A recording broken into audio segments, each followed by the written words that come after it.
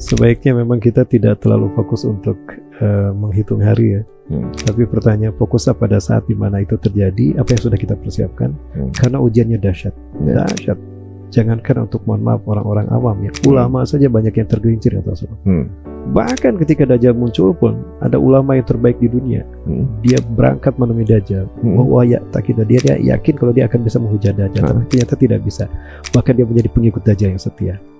Ya, maka itu yang berilmu dan beriman. Dan ternyata yang mulia saat itu adalah orang yang tidak dianggap ulama, tapi laki-laki yang terbaik dunia, yang memiliki terbaik imannya di muka bumi. Ya, dan dia akan berhadapan dengan Dajjal, mengatakan, kamu Dajjal.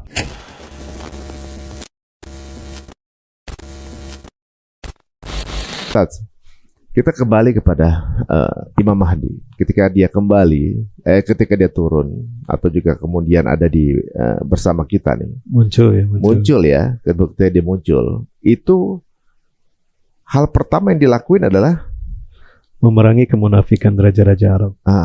Jadi perang dengan raja Arab dulu, membersihkan jazirah Arab dari kemusyrikan, kemunafikan. Ya, ukhrujul musyrikin. Banyak dong itu. Wah, hampir semua. Ya, ukhrujul musyrikin min jaziratil Arab, kata Rasulullah. Usir orang-orang musyrik itu dan kemusyrikan mereka dari jazirah Arab. Haram kemusyrikan eksis di tanah Arab, di jazirah Arab belum, di jazirah Arab. Sampai-sampai Imam Al-Qurtubi rahimahullah mengatakan begini dalam tafsir Al-Qurtubi. Andai kata ada orang Yahudi dan Nasrani yang diam-diam masuk ngedap-ngedap ke tanah Mekah Madinah, lalu mereka kemudian berbaur di sana dan hiduplah mereka di sana, lalu mati dan dikubur di sana, maka ketika ketemu diketahuan bahwa itu kuburan mereka, maka wajib tulang belulang mereka dikeluarkan, dipindahkan dari tanah Mekah Madinah. Saking tidak bolehnya musyrik dan orang musyrik dan kemusyrikan, kafir dan kekafiran hidup di jazirah Arab. Ini jazirah Arab loh, bukan hanya satu negara. Itu kehormatan umat Islam dunia. Peradaban Islam dunia, kehormatan peradaban Islam dunia itu ada di sana. Tapi coba lihat sekarang. Iya. Mohon maaf ya, bahkan ini Masjidil Haram itu dikelilingi oleh. Iya. Allah. Sekarang di Madinah juga udah boleh masuk turis kan. Walaupun mungkin masuk komplek masjidnya nggak boleh, tapi mungkin dia bisa lihat di luar nih. Gitu. Ada spot yang bisa non Muslim untuk masuk. Kita nggak tahu ini ada apa? Ada mungkin manuver tourism seperti apa dari pemerintahnya, tapi sudah boleh masuk gitu. Bahkan ada kita satu hotel dengan pramugari yang non Muslim gitu, tapi kita bingung, dia kan Muslim boleh masuk sini ya gitu. Itu sebuah fakta yang ada sekarang. Nah, kembali ke Imam Mahdi membersihkan bangsa-bangsa Arab. Tujuannya apa? Mengembalikan kesucian jazirah Arab itu kepada pangkuan Islam dan kaum muslimin, agar Islam tetap zahir di sana. Betul kan? Ketika wilayah itu kita rebut kembali, maka Islam itu zahir lagi. Nah, mereka ingin mengganti wilayah itu dengan eksistensi mereka, Yahudi, Nasrani dan lain-lain. Maka ketika mereka menguasai satu wilayah, mereka menetapkan ini. Sebagai contoh saja, sebagai contoh, bahwa ada Aaron Russo ini dia seorang jurnalis Eropa yang diundang untuk makan bersama, ngobrol oleh Nicholas Rockefeller. Ngobrol dia bahwa sambil ketawa tuh si Nicholas Rockefeller, ini lucu sekali, orang-orang digiring untuk melihat sebuah kebohongan besar. Ada seorang yang bersembunyi di gua di Timur Tengah sana, kok bisa menghancurkan gedung gembar di Amerika? Itu bohong, nggak ada. Sampai kapanpun mereka mencarinya akan mereka temukan. Lalu siapa yang menemukan? Yang melakukannya? Ya bukan dia. Yang melakukannya ya kita juga. Lalu kenapa kalian melakukan? Kejam kalian. Itu kan kejahatan. Kalian punya harta, kalian menguasai dunia. Kenapa kalian melakukan itu? Ya, kenapa harus mikirin manusia? Pikirkan aja keluarga dirimu sendiri. Ya, ngapain mikirin orang lain gitu? Kata si Nicholas Rockefeller. Artinya dia mengatakan bahwa WTC itu dilakukan bukan oleh umat Islam, tapi oleh orang-orang mereka sendiri. Nah, kenapa saya katakan itu? Bahwa jadi mereka melakukan itu untuk memfitnah umat Islam, sehingga mereka bisa mengambil apa yang dimiliki oleh umat Islam dan menguasai wilayah mereka. Dan ini yang terjadi di tanah Arab sana. Sekarang udah mulai begitu. Nah, maka Atau sudah bertahun-tahun begitu. sudah bertahun-tahun seperti itu. Oke. Dan itulah yang ditentang oleh, mohon maaf ya, sebut saja Saddam Hussein, Muammar Gaddafi, ya bahkan orang sekelas Fidel Castro saja tahu bahwa itu rekayasa. Ya, pada akhirnya mereka dihabisi kan, karena mereka dihabisi karena menentang dan tidak sejalan dengan agenda mereka. Yang sejalan dengan agenda mereka tetap akan dipertahankan, akan dilindungi. Nah, jadi tipikal-tipikal seperti Epstein ini sebenarnya udah jalan dari dulu ya. Cuma bedanya nggak pakai email itu gitu ya. Mungkin sosok pemainnya beda gitu kan. Jadi pertempuran atau perselisihan sampai akhir zaman ini akan terus terjadi, guys. Orang-orang yang berada di sisi sana dan di sisi sini itu sebenarnya terlihat jelas perbedaan. Jelas, Rasul katakan begitu. Dan itu, mohon maaf, pintu gerbang kiamat sudah terbuka. Cirinya itu ya. Rasulullah sampai katakan begitu. Bena desa di pintu gerbang kiamat, sinina khawadiatan akan muncul tahun-tahun penuh dengan tipu daya dan tipu muslihat menjelang kemunculan Imam Mahdi. Ya. Nah, kalau misalnya di apa namanya, untuk orang Israel sendiri, ketika ada Imam Mahdi, Israel udah nggak ada. Mereka sudah diceritakan oleh Rasulullah SAW. Perang terus berlanjut. Dan Allah meyakinkan Al-Mahdi dan kaum muslimin bahwa kemenangan ada di tangan mereka. Maka mereka bergerak sampai mengarah kepada tempat di mana Yahudi berada. Di mana Yahudi pada saat itu menguasai wilayah Al-Quds, Yerusalem, semua wilayah itu. Oh, masih ada berarti. Ya. Mungkin disitulah akhirnya kehancurannya. Jadi kemungkinan kehancuran Israel ini setelah kehancuran negara-negara Arab kembali pada pangkuan umat Islam. Gimana kita umroh nih, guys? Kalau negara Arab kenapa-napa gitu ya. Ya, tapi ini kan sebuah proses ya. Proses. Tapi kan pasti Mekah, Madinah pasti Allah lindungi gitu ya. Walaupun katanya kalau nggak salah kan antum atau yang cerita bahwa Red Heifer sudah dipotong, sudah dibakar kan? Sudah disembelih dan dibakar. Sudah dibakar. Berarti proses untuk penghancuran Aqsa sudah berjalan. Sudah berjalan. Allah masih dilindungi sampai sekarang, masih berdiri. Nah, fase-fase ini terus terbuka satu persatu yang membuat sekarang ini semua yang kita obrolkan ini nanti ketika akan terbukti barulah hal itu akan dianggap bukan sesuatu yang halu gitu. Kalaulah Quran dulu menceritakan penciptaan bumi di masa para sahabat, mungkin dikatakan Al-Quran halu ya. Adanya apa namanya apa sih namanya proses pembentukan alam semesta tuh. Boom apa namanya? Aduh lupa saya itu. Ya, pembentukan alam semesta. Kemudian penciptaan janin gitu kan, di dalam tubuh seperti apa. Kemudian ada apa namanya perpisahan air gitu. Zaman dulu mereka nih nganggap itu pasti halu. Tapi ketika terbukti bahwa ini kebenaran datang dari Quran. Nah, yang kita omongkan ini kan nubuah-nubuah Nabi, nubuah Rasulullah SAW. Ya, ketika belum kejadian itu dianggap teori konspirasi dan cocokologi. Tapi ketika sudah terjadi, seperti halnya Epstein Files, maka ini menjadi sebuah fakta yang belum terbuka. Waduh, Masya Allah. Itu ada dalam Quran ya, Mas? Ada juga, Ustaz? Ada pernyataan Mas Ari tadi. Gimana tuh? Ya. Surat Al-Imran ya 104 sampai 108. Wala takunu kalladzina wa takum minkum ummatu yad'una ilal khair wa yamna'una bil ma'ruf wa yanhauna 'anil munkar. Wala takunu kalladzina tafarraqu wa talafu min ba'di ma ja'ahum al-bayyinat. Ulaika lahum 'adzabun 'adzim yauma tabyaddu wujuh wa taswaddu wujuh.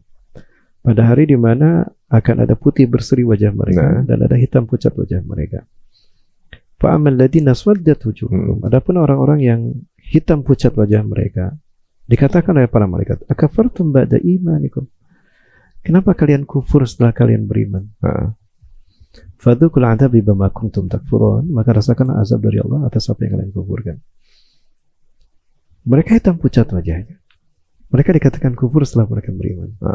Artinya mereka tidak meyakini ketika peringatan Allah datang pada mereka. Bahkan dianggap sudah kuda dan dipermainkan oleh mereka. Tapi ketika itu terbukti, menyesallah mereka. Aduh, kenapa aku dulu mencemooh dan menganggap ini halu gitu. Padahal ini benar dari Allah dan Rasulnya. Tapi ketika mereka mengakui itu, waktu sudah terlambat. Menyesal mereka. Wajah orang menyesal seperti apa, Mas? Putih berseri atau hitam pucat? Hitam pucat. Adakah penyesalan yang lebih besar dari penyesalan orang yang mereka keceletot atau kesel dan menyesal karena kehilangan kesempatan untuk mendapatkan kebenaran yang sesungguhnya dari Allah dan Rasulnya. Tidak ada. Ini nyambung nggak Ustaz dengan ketika manusia mempertanyakan kepada iblis di akhirat nanti, gue tuh masuk sini nih gara-gara lu, gitu kan? Yang kemudian iblis menyangkal katanya. Iya. Lah salah sendiri memang ikut gitu. Betul. Surat Ibrahim itu ayat 22. Lagi mana Ustaz? Iya. Wa qala syaitanu lamma qudiyal amru innallaha wa'adakum wa'dal haq.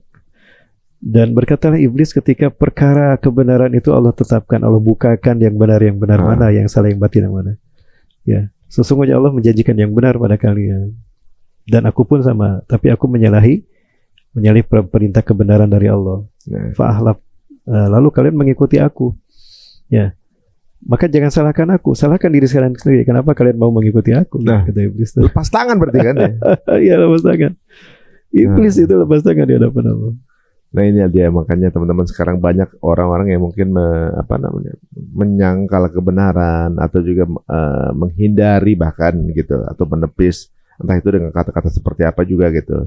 Bahkan orang yang lagi sibuk mulai mendekat ke jalan Allah, pasti ada ungkapan sok suci lu gitu kan. Gitu kan.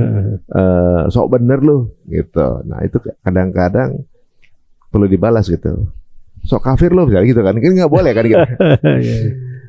Inilah mungkin sebuah fenomena guys. Justru pembicaraan kita untuk kita kemudian berjaga-jaga atau juga mungkin bisa lebih teguh dalam keimanan kita, bahwa segala hal yang sekarang kita rasakan ini kurang kok kita kayak sial terus ya, umat muslim kok kayak mentok terus ya, itu ternyata bukan hal yang akan selamanya, tapi cuma sementara. Karena kebangkitan itu pasti akan datang. Itu baru Imam Mahdi itu, gitu kan. Setelahnya, setelah Imam Mahdi baru turun Dajjal. Imam Mahdi dibaiat, kemudian terjadi gejolak alam yang luar biasa. Bumi kehilangan teknologi.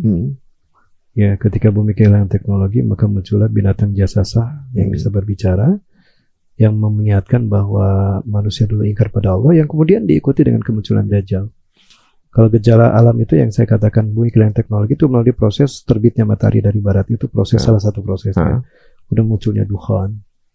Ya, jadi bumi itu akan mengalami polarisasi, mengalami polarsip, pergeseran kutub. Karena datangnya benda langit dalam volume besar, sehingga bumi tertarik oleh gaya tarik benda ini, energi benda ini. Tapi dia terikat kan dengan gravitasinya mataharinya, dengan revolusi yang terhadap matahari. Maka bumi tidak tertarik begitu, tapi bergeser. Utara bergeser, selatan bergeser, polarsip, sehingga terjadi climate change yang sangat ekstrim. Ini pernah ada kayaknya ungkapan salah seorang ilmuwan yang bilang, ada Dmitry Bolikov dari Rusia, dia mengatakan itu. Dalam jurnal dia mengatakan, in the future the world will be in the darkness all out in 3 days without sun. Suatu hari nanti bumi akan kehilangan teknologi selama 3 hari tanpa matahari. Diungkapkan beberapa konsep ilmiah penelitian saintisnya, dan itu membuat dia mencari-cari, dan beliau mengatakan akan datang suatu malam yang panjangnya 3 malam. Nah itu tadi, dicari agama mana yang memang menjelaskan itu. Ada dalam hadis Rasulullah. Itu hadis Rasulullah ada. Sayati alaikum laylun tuduh kasalasati layalin. Akan datang pada kalian satu malam yang panjangnya sampai dengan 3 malam. Rasul mengatakan sayati alaikum, akan datang pada kalian kemungkinan umat Islam yang akan mengalami perpanjangan malam, sementara di luar sana, di barat sana, mereka mengalami perpanjangan siang. Ya. Nah berarti ketika 3 hari hilang ada malam itu, kemudian matahari terbit dari barat, itu adalah sebuah kejadian geologis, kejadian ini dong, kejadian astronomis dong. Yeah. Cuma yang jadi pertanyaan saya saat, ini agak melenceng sedikit. Kalau ternyata benar kejadian hal seperti itu dan bumi berbentuk bulat misalnya, ketika kejadian malam 3 hari, berarti ada yang kejadiannya siang 3 hari dong. Betul. Bagian barat, bagian bumi, bagian lain bertolak belakang dengan wilayah Muslim. Berarti ada bagian yang justru harinya 3 hari. Betul. Ini kan gelapnya 3 hari, 3 hari 3 hari. 3 kali 24 Kecuali jam. kalau buminya bentuknya nggak bulat, Baru masuk akal, semuanya itu gelap semua. Enggak, gini. Rasulullah pernah bertanya begini. Atadrina aina syamsu ba'da ghurubiha? Tahukah kalian di manakah posisi matahari setelah dia terbenam? Logika kita di mana ketika matahari terbenam? Dia di wilayah lain, maksudnya. Di wilayah lain. Rasulullah tidak mengatakan begitu. Inna syamsa idza gharabat tarji'u ila makaniha tahtal arsy. Sesungguhnya matahari apabila terbenam, dia kembali ke bawah arsy Allah. Kembali kepada tempatnya di bawah arsy Allah. Tasjudu lahu tusabbihu lahu tuqaddisu. Bertasbih kepada Allah, memuji Allah dan mensucikan Allah. Ini terkait dengan polemik bumi bulat atau datar ya. Ada dalil yang diambil oleh teman-teman yang mengklaim Flat Earth Society, bahwa dalil waja'ala lakumul arda firasya wa samaa bina, dan Allah menjadikan bumi ini bagi kalian sebagai hamparan. Kalau hamparan berarti kan datar. Ya, tapi coba lihat susunan ayat. Bagi kata mereka ini ada bukti Allah mengatakan bumi itu datar. Ya. Hamparan kan dia bilang. Ya. Waja'ala lakumul arda firasya alladzi ja'ala lakumul arda firasya. Ya, Allah menjadikan untukmu bumi ini sebagai hamparan. Nah, yang difahaminya itu banyak yang terjebak pada kalimat bumi sebagai hamparan. Tidak diperhatikan kalimat awalnya. Ya, yuhna subura rabbakum alladzi khalaqakum wa lam qablikum alladzi ja'ala lakumul arda firasya alladzi ja'ala lakum, dialah Allah yang telah menjadikan untukmu bumi sebagai hamparan. Itu untuk siapa? Untuk kita manusia yang ada di atas bumi. Rasanya kayak hamparan. Untuk malaikat yang di atas sana, apakah bumi sebagai hamparan juga? Oh, bukan. Ya. Ketika kita melihat matahari, matahari pernah melihat matahari kan? Bulatnya seperti apa? Ya. Bulat apa datar? Bulat. Bulan? Bulat juga. Bulat. Mungkinkah bumi datar ketika kita menyaksikan matahari bulat? Bulan. Masuk akal juga. Logikanya di mana? Kemudian tentang logika atmosfer yang menyelimuti bumi. Itu bisa saya pahami ketika bumi bulat. Tapi ketika bulat pun bukan bulat simetris ya, tapi bulat oval. Tapi ketika bumi datar, berarti ada dinding di mana atmosfer itu kotak gitu. Kan energi yang mengikat oksigen udara itu ada, dan energi itu keluar masuk dari ada kutub utara, kutub selatan, gitu kan. Energi itu yang mengikat unsur hara sehingga kita bisa memiliki atmosfer. Terjadi berbagai macam kehidupan. Di luar itu kan ether tanpa hampa udara. Ya. Dengan logika sederhana saja sebetulnya bisa terbantahkan. Ya, memang dengan kita mempelajari ini jadi banyak kepenasaran sebenarnya kan. Gitu. Jadi ketika di momen-momen terjadi, orang mudah-mudahan udah merasa bahwa ini udah pernah kita dengar dulu, nggak jadi sebuah kepanikan. Nah, ini kan kalau kita lihat ini fasenya dari kemudian datang Nabi Isa, Yajuj Majuj segala macam, kita pernah bahas teman-teman semuanya ya, yang sampai akhirnya nanti di era-era kiamat besar ya, waktu itu ya. Yang jadi pembahasan kita saat ini adalah kapankah akhir dari Mulkan Jabarian itu, yang sebagai akhir dari era sekarang ini, era kesulitan kita ini. Apakah Imam Mahdi merupakan akhir atau ketika Nabi Isa turun? Ya, Rasulullah mengatakan begini dari hadis dari Sauban kalau tidak salah. Inna Allah Abu Hurairah. Riwayat Imam Abu Daud. Rasulullah bersabda, Inna Allah yab'atsu min hadhihi al-ummah ala kulli ra'si sab'ina alaf mi'ata ala kulli ra'si mi'ata alaf mi'ata sanah ma yujadidu dinah. Sesungguhnya Allah akan mengutus dari umatku ini setiap 100 tahun sekali. Ala kulli ra'si mi'atu sanah man yujadidu dinah. Setiap 100 tahun sekali akan Allah lahirkan mujadid reformis yang akan mengembalikan Islam pada makomnya, membuat Islam ini tegak di seluruh dunia dan membuat dunia ada dalam genggamannya. Nah, ini setiap 100 tahun sekali. Nah, ini akan terjadi umat Islam setiap siklus 100 tahun sekali akan memiliki pemimpin dunia. Ya. Nah, kemunculan Imam Mahdi ini pun merupakan siklus yang ke-100 berikutnya untuk yang terakhir kalinya.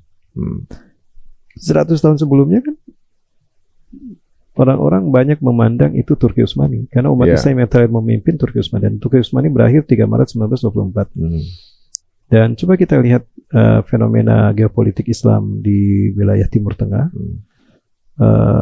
Pada tanggal 18 November 2024. 100 tahun setelah Turki Utsmani berarti kan? Gutoh jatuh pada Aleppo jatuh pada pangkuan umat Islam Ahlussunnah wal Jamaah. Hayat Ar-Syam. 8 Desember 2024 Damaskus jatuh pada pangkuan Ahlussunnah wal Jamaah, sehingga Suriah dikuasai kaum muslimin. Gutoh kembali pada pangkuan umat Islam. Itu terjadi 100 tahun sekali. Dan Rasul sabdakan, fustatun muslimina yauma malhamatil kubra fi Gutoh khairu madai Syam fi akhir zaman. Pusat pemerintahan terbaik bagi umat Islam di muka bumi di hari huru-hara terjadi adalah di Gutoh. Suatu saat nanti kitanya ke sana nggak sih? Sekarang malah sudah terjadi. Gutoh umat Islam yang memimpin Ahlussunnah wal Jamaah setelah 54 tahun dikuasai oleh rejim Syiah Nusyairiyah. Keluarga Asad, ada Hafid al-Assad, ada Bashar Asad yang memimpin. Islam tuh hilang di sana. Anak-anak di sana di Suriah itu nggak kenal siapa Allah, nggak kenal rukun iman, nggak kenal sholat.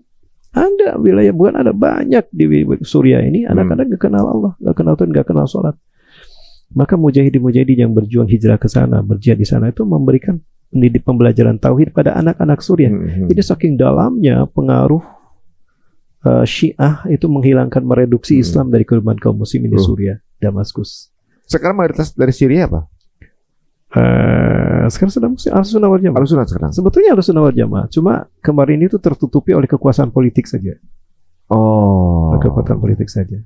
Mungkin ini yang menyebabkan bahwa Syria itu masih membolehkan pangkalan militernya untuk penyerangan kepada Iran. Tapi serba bingung ini ya kalau politik ya. Jangan-jangan ini ada yang menunggangi ya gitu ya. Kita nggak tahu. Kadang-kadang ulama mempunyai plot twist ya. Tapi kan kita juga akan bersekutu dengan orang Romawi untuk memerangi musuh di belakang Romawi. Iran musuh Amerika, Amerika termasuk Romawi juga. Rusia juga sama. Nah, fakta-fakta politik ini sebetulnya kalau kita cermati bisa jadi merupakan bagian dari Rasulullah memberikan pencerdasan pada kita tentang fitnah akhir zaman. Dan disinilah butuhnya fikih wakiyah. Unsur ketiga setelah Al-Quran dan Sunnah, yaitu fikih kontemporer. Para sahabat, kenapa Abu Hurairah menyembunyikan hadis tentang perang akhir zaman? Karena di dalam hadis itu terkait dengan nama-nama dan negara-negara yang mungkin para sahabat nggak kenal gitu. Maka dikatakan halu. Memang begitu. Itu kata Abu Hurairah sendiri. Ini menjelang wafat Abu Hurairah radhiyallahu anhu mengatakan begini, Hafiztu ain min Rasulullah SAW. Aku hafal 2 bejana ilmu dari Rasulullah SAW. Famal ula faqad basastu ilaikum. Adapun bejana ilmu yang pertama, sungguh aku telah menyampaikannya pada kalian. Semuanya sudah aku sampaikan. Famal akhirah. Adapun yang kedua, fa in basastu ilaikum. Apabila aku ceritakan pada kalian, kuti'ah hadal bulu. Leherku ini akan kalian penggal. Taruhannya adalah leherku. Kenapa demikian? Aksarta. Kamu banyak ngomong, ngelantur sana kemari. Halau lu. Nah mungkin zaman sekarang halau mungkin ya segera. Halau. Tapi Abu Hurairah menyembunyikannya.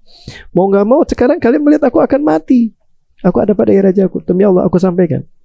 Yang disampaikan ternyata tentang perang dunia ke-1, perang dunia kedua, ketiga. Di tahun 1300, 1400 belum ada perang dunia itu. Belum ada zaman. Kemudian yang lucunya lagi, seorang laki-laki yang bernama Hir dari negara yang bernama Jerman. Zaman sahabat gak tahu. Yang tahu ya kita yang sekarang. Fikih akhir zaman. Karena dia dulu dia hafal ya. Tapi kita sekarang enggak kan? Karena kita tahu itu karena memang orangnya udah ada. Ada zaman dan udah kejadian. Siapa lagi yang disebut Ustaz? Pertama Hitler, Jerman. Kemudian Saddam Hussein, Anwar Sadat. Pengkhianatan Mesir, Anwar Sadat ketika perjanjian Camp David hingga menyerahkan Palestina kepada Israel. Jadi bidang oleh Amerika. Itu disebutkan. Dan Rasul menyebutkan Ratu Dunia, pelaku jahat, makar dan lacur dunia. Ratu Dunia, pelaku makar dan maksiat. Dia bernama Amerika. Ratu Dunia Amerika. Oh iya, patung Liberty itu kan Ratu Dunia. Ikon Amerika patung Liberty. Itu ratu kan. Bicara soal lacur, dia ada di semua negara kan. Dominasi Amerika ini kata Rasulullah dari peperangan itulah yang menjadi indikator tanda dekatnya kemunculan Imam Mahdi. Kejahatan-kejahatan negara tuh dunia ini di muka bumi sehingga Palestina dizolimi, dibantai dan dikuasai Yahudi, itu berdekatan dengan kemunculan Imam Mahdi. Kemunculan Imam Mahdi itu akan diwarnai dengan perang sampai Islam tegak di muka bumi, sampai terbunuhnya Dajjal dan Yajuj Majuj. Jadi bersiaplah untuk dunia penuh peperangan. Masya Allah. Kalau orang ingin mencari hadis yang ini, apa namanya hadis? Ini hadis dalam hadis Abu Hurairah ini. Mungkin di internet juga sudah ada. Ini jadi begini. Jadi search aja Abu Hurairah akhir zaman. Bejana ilmu Abu Hurairah. Bejana ilmu Abu Hurairah hadisnya teman-teman semua. Di YouTube mungkin ada di YouTube atau dia. Sekarang banyak ulama yang share di YouTube. Oh, yang ada yang bagian hilang, ada yang itu ya. Itu dia yang sekarang gitu, itu. Betul. Nah, diyakini itu ditulis oleh seorang tabi'in abad kedua Hijriah, 200 Hijriah.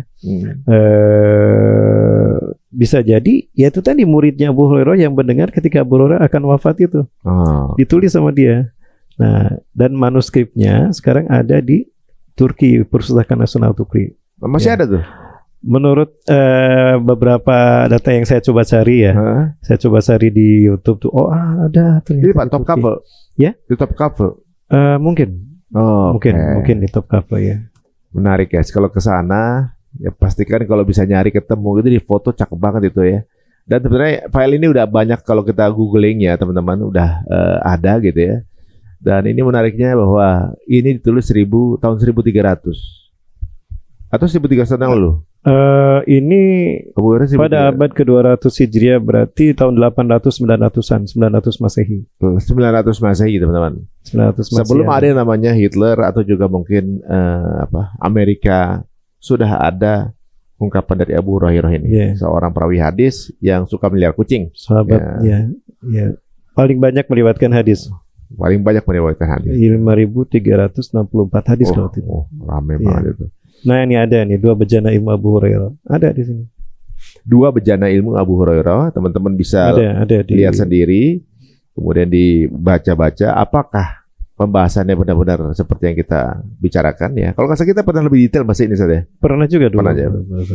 Ini menarik guys. Berarti akhir dari penderitaan atau cobaan terhadap Muslim di era sekarang akan mulai berangsur berbeda ketika kemenangan itu muncul ketika adanya Imam Mahdi. Betul. Genap. Cuman sebelum kemunculan Imam Mahdi ini, mohon maaf, akan ada revolusi-revolusi Islam di wilayah-wilayah di mana umat Islam tertekan. Oh, ada ya, akan munculnya sosok-sosok yang tadi akan menjadi wakil-wakil Imam Mahdi di negara mereka masing-masing. Resistance. Nah, resistensi, sehingga akan terjadi kristalisasi kembali kekuatan umat Islam dengan munculnya tokoh-tokoh yang menjadi harapan bagi setiap negara. Sebelum ditutup Ustaz, kan Anda bilang bahwa setiap negara yang sedang ditindas itu ada resistensinya akan muncul. Bagaimana jadinya ketika salah satu tempat ya di Aqsa di Palestina, resistensinya ada, tapi ada pasukan perdamaian di sana yang kemudian menjadi, ya kita nggak tahu ya akan jadi nanti pro-nya kemana, kita belum tahu. Pernah nggak sih ada ungkapan itu di nubuah Nabi? Ketemunya head to head itu gitu, apakah ketemu kemudian jadi bersaudara atau ketemunya akan jadi berselisih? Ya, kita nggak pernah tahu. Yang pasti kalau misalnya terjadi pun buah sing malakama untuk para pasukan perdamaian diambil dari negara-negara Islam tentunya. Dan mereka untuk kemudian menyakiti saudaranya pasti akan mikir 2 kali. Begitu juga pasukan resisten akan mikir 2 kali. Rasulullah SAW mengatakan dalam sebuah hadisnya bahwa akan terjadi peperangan di akhir zaman, di mana seruan mereka 2 kelompok ini sama-sama menyerukan seruan yang sama, sama-sama memiliki keyakinan yang sama, menyerukan kalimat yang sama, tapi mereka yang saling bunuh. Al-qatil wal maqtul finnar. Yang membunuh dan yang dibunuh itu sama-sama di neraka. Yang satu pekit takbir Allahu Akbar, yang ini takbir ya Allahu Akbar. Ya ini mohon maaf ya, itu di Suriah sudah terjadi. Di Suriah sudah terjadi. Yang satu ngaku pasukan khalifah, yang satu menjadi mujahid yang membela Al-Quran wa Sunnah. Ya. Bertemu di Suriah, sama-sama bertakbir dua-duanya. Saling bunuh-bunuhan? Saling membunuh. Mohon maaf, tapi yang satu ini Terlepas dari kalimat salah satunya di neraka, tidak, kedua-duanya di neraka, tapi yang ini tidak. Karena yang satu ini mujahid. Ya, sebut saja lah, mohon maaf ya, ISIS. Dulu saya pernah ditelepon oleh seseorang teman di WA, Ustadz, saya dengan segala hormat mengundang Ustadz untuk ikut bergabung dalam proses pembayatan Abu Bakar al-Baghdadi. Kami tunggu Ustadz jawabannya, insya Allah tanggal 14 Maret 2000 sekian kita akan kumpul di Gedung Bundaran HI menyatakan baiat kita kepada Imam Mahdi Abu Bakar al-Baghdadi. Aduh, wah ini udah keliru lagi. Saya bilang ini jebakan lagi. Saya katakan, mohon maaf, saya tidak akan ikut, tidak bisa. Bagi saya tidak bisa ikut dan saya tidak akan ikut. Oh, kenapa Ustaz? Saya tidak yakin kalau ini Imam Mahdi. Saya katakan begitu. Beda bagaimana saya mengamati siapa Abu Bakar al-Baghdadi ini. Beda dengan bagaimana kiprah perjuangan di media tentang Abu Bakar, tentang bukan tentang Usama bin Laden, Ayman az-Zawahiri, Mullah Umar Basayef, Umar al-Baghdadi. Beda kemunculannya dengan sosok yang satu ini. Dan ternyata terbukti memang pasukan ISIS ini bergabung dengan pasukan kuatnya Bashar Assad menyerang pasukan umat Islam di Raqqa. Dan saya yakin banyak mujahid-mujahid Indonesia yang ada di Raqqa itu. Yang syahid salah satunya adalah yang diberitakan di Indonesia, yang syahid ya. Kalau memang dia mengikuti Khalifah Muslim, kenapa tidak memerangi pasukan Bashar Assad, tapi malah dengan Bashar Assad bersatu menyerang kaum muslimin, pasukan mujahidin Juyushul Islam yang ada di Raqqa? Kenapa nggak nyerang Israel aja? Nah itu dia, kan dekat itu. Tapi malah bersekutu dengan Syiah, maksudnya dengan Bashar Assad ya. Belum lama ada pernyataan dari Trump ketika election pemilihan dia, dijelaskan bahwa ISIS buatan Hillary dan Obama. Gitu kan. Itu pernyataan dia loh guys. Ini beneran ada di YouTube, tinggal dicari aja. Seperti itu. Saya dengar itu dari Hillary Clinton dan dari salah satu putra mahkota bilang gimana? Arab. Mengatakan itu. Ya itu. Ya, we criticize. Ya, we found the people. Ya, kami itu kata Hillary Clinton, kami biayai orang-orang ini untuk membantu program kami di Timur Tengah. Oh, ada di YouTube-nya kalau nggak salah nih, saya pernah lihat nih. Hillary Clinton ngomong gitu. Ada YouTube-nya ya? Ada di YouTube. Nah, kemudian salah satu dari putra mahkota Arab pun mengatakan gitu, terlibat. Anda ikut membiayai diwawancarai oleh CNN. Anda dengar Anda pernah terlibat? Ya, saya pernah membiayai ikut terlibat itu. Ya, ini data-data ini saya dapatkan ketika kami diskusi dan teman-teman tentang pembayatan Abu Bakar al-Baghdadi, karena saya dan teman-teman diminta untuk bergabung. Saya katakan tidak. Bahkan ada teman datang ke saya pun saya tolak, jangan. Ya ternyata muncul foto teman saya sekamar dulu dengan saya. Ikut di sana dan muncul di televisi dianggap sebagai DPO, teroris. Untung nggak ikut saat bisa dianggap nanti. Nah, orang-orang yang datang saya jangan ini dimakan jebakan. Dan sekarang masya Allah, kasihan saudara-saudara kita mujahid-mujahid yang dengan niat tulus ikhlas. Sekarang masih berada di Suriah terjebak, mereka tidak bisa kembali dan mereka dianggap sebagai makar kan karena mereka bergabung dengan yang memerangi pemimpin Suriah sekarang. Tapi akhirnya mereka dideportasi dan dikembalikan. Cuma saya masih ada yang beberapa tertahan di sana, terutama kaum akhwat. Aduh.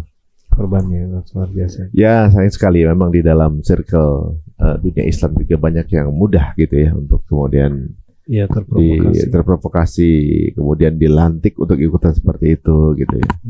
Yang mudah-mudahan ini menjadi proses kebangkitannya lagi, dan seperti kita tahu ya bahwa sebuah proses ini, kenapa kita belajar ini, berarti kita hanya diminta atau dituntut kesabaran saja. Betul. Menyaksikan, belajar, sabar gitu aja Ustaz ya. Betul. Karena bukan dari tangan kita kan. Itu kata-kata Anas bin Malik itu. Bagaimana? Diceritakan para tabi'in, generasi susul sahabat, mereka curhat sama Anas bin Malik. Karena Anas bin Malik adalah satu-satunya sahabat yang paling panjang umurnya. Wa nashkili ma'asabana minal zumin minal ulama. Kami curhat pada Anas bin Malik tentang buruknya kepemimpinan, kriminalitas di mana-mana, Islam dikebiri, Al-Quran dan Sunnah dihinakan. Persis seperti sekarang ini. Apa jawaban Anas bin Malik radhiyallahu an? Isbiru. Bersabarlah kalian. Bersabarlah kalian. Fa innahu la ya'ti 'alaikum zamanun illa badu asyara minhu hatta talqaw rabbakum. Bersabarlah kalian menghadapi semua fitnah itu, karena tidak akan pernah datang satu zaman melainkan zaman sesudahnya lebih buruk daripada sebelumnya. Oh. Ya. Sampai kalian bertemu dengan Allah Azza wa Jalla, sampai kiamat terjadi, zaman makin dekat, makin lama makin buruk. Bersabarlah. Oh, jadi makin berat ya, Pak? Makin berat. Tapi pahala kesabaran itu makin tinggi kualitasnya nanti. Itulah mujahid terbaik di muka bumi, kata Rasulullah. Berarti kita cuma diminta untuk sabar sampai momen-momen terakhir sekalipun. Betul. Karena kesabaran kita dalam keadaan seperti ini masih memegang keimanan, itu adalah pahala terbesar. Betul. Insya Allah. Ada nasihat terakhir Ustaz di sesi ini? Ya. Untuk yang sekarang ini mungkin, menyongsong hari kemenangan ini masih lama banget ya, gitu kan? Kok sekarang tanda-tandanya aja yang muncul, tapi kemenangannya kapan nih, gitu kan? Masih begitu. Teman-teman yang dirahmati Allah Subhanahu wa Ta'ala, sebaiknya memang kita tidak terlalu fokus untuk menghitung hari ya. Tapi pertanyaan fokuslah pada saat di mana itu terjadi, apa yang sudah kita persiapkan, karena ujiannya dahsyat. Dahsyat. Jangankan untuk, mohon maaf, orang-orang awam ya, ulama saja banyak yang tergelincir, kata Rasulullah. Bahkan ketika Dajjal muncul pun ada ulama yang terbaik di dunia. Dia berangkat menemui Dajjal. Dia yakin kalau dia akan bisa menghujat Dajjal, tapi ternyata tidak bisa. Bahkan dia menjadi pengikut Dajjal yang setia. Ya, maka itu yang berilmu dan beriman. Dan ternyata yang mulia saat itu adalah orang yang tidak dianggap ulama, tapi laki-laki yang terbaik dunia, yang memiliki terbaik imannya di muka bumi. Ya, dan dia akan berhadapan dengan Dajjal, mengatakan, "Kamu Dajjal. Aku yakin kamu Dajjal," sebagaimana Rasul sabdakan dalam hadisnya. Dia punya keikhlasan dengan ilmu dan iman yang dia miliki. Yang ini tidak ikhlas dengan ilmu, sombong, merasa dia ulama, aku bisa menghujat Dajjal. Maka dia menjadi pengikut Dajjal. Yang satu ikhlas, tapi dia bukan ulama, tapi dia paham tentang Quran hadis. Dan dia masih muda. Itulah yang terbaik imannya di muka bumi. Maka, tapi meninggal ya? Gugur. Dan dia manusia terakhir yang dibunuh Dajjal. Setelah dia dibunuh, tidak ada lagi manusia yang dibunuh Dajjal. Nah, maka teman-teman bersabar dan istiqomah. Ketika teman-teman sudah berada dalam track yang sesungguhnya sesuai dengan Quran Sunnah, istiqomah. Makin berat ujian kita hadapi, maka makin mulia kita di sisi Allah Subhanahu wa Ta'ala. Kemuliaannya apa? 100 kali syahidnya para sahabat. Masya Allah. 100 kali syahidnya para sahabat.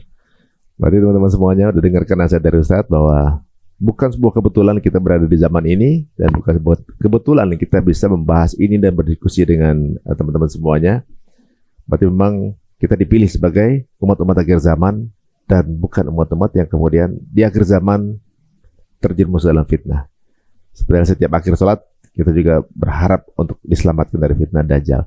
Mudah-mudahan teman semua kita diselamatkan semuanya. Circle teman-teman semuanya, dapatkan share link ini ke circle teman-teman semuanya untuk bisa memberikan informasi lebih banyak, mengedukasi untuk teman-teman yang lainnya. Terlepas dari setuju atau tidak, ini kita kembalikan kepada teman-teman semua. Ditambah kita juga cuma manusia saja, ibaratnya apapun yang diberikan dari Allah Subhanahu wa Ta'ala segala macam dengan interpretasi yang mungkin menurut teman-teman keliru seperti apa, monggo silahkan. Tapi ini adalah sebuah ikhtiar di mana membaca atau menarbiahi apa yang menjadi nubuah Rasulullah agar menjadi penjagaan kita semua di masa yang akan datang, dan semoga bermanfaat. Dan kita doakan Ustaz Rahmat Baikuni tetap sehat selalu dan hadir di episode kita untuk kembali membentengi kita dengan tanda-tanda ini supaya kita tetap terjaga dari fitnah Dajjal. Terima kasih Ustaz waktunya Ustaz. Sama-sama, barakallahu fikum. Sampai ketemu lagi teman-teman semuanya di Cerita Untung di Idris Time. Assalamualaikum warahmatullahi wabarakatuh.